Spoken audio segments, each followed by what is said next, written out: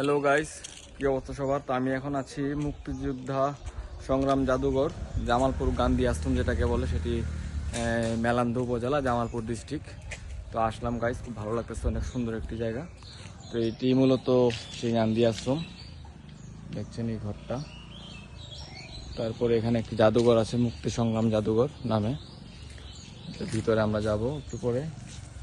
তারপরে যে উপরেও আর একটা জাদুঘর আছে, এখানে কিছু বসন্ত বিলাস নাকি বাগান বিলাস ফুল, খুব সুন্দর লাগতেছে দেখতে গাইস।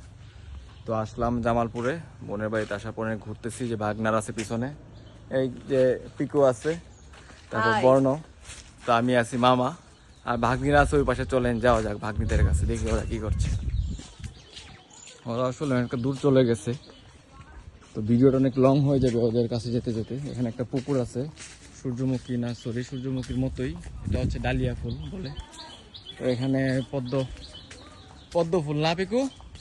পদ্ম ফুল আছে, পার্পেল কালার, হলুদ কালার, আর অনেক কালার। রাত্রে আসলে এখানে এই যে কি জানি এগুলা লাইট আছিল, সুন্দর লাগতো। ওই যে ভাগ্নিদের পাওয়া গেছে অবশেষে।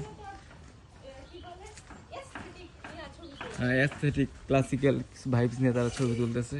প্রিয়া, এই প্রিয়ার নিকনেম হচ্ছে পেচি। তারপরে যে ভাগ্নি পুনম, পুনম কি অবস্থা?